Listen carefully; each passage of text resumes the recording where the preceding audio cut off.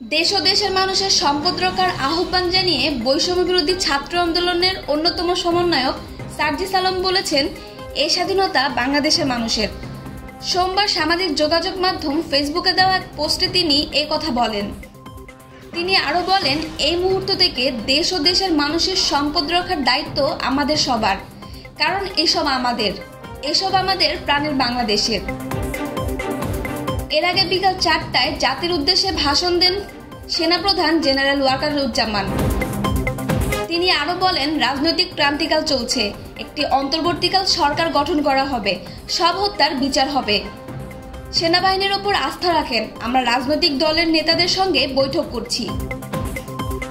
সেনাপ্রধান আরও বলেন, দেশে শান্তি শৃঙ্খলা বজায় রাখেন, আপনারা আমাদের ওপর আস্থা রাখেন, একসঙ্গে কাজ করি, দয়া করে সাহায্য করেন।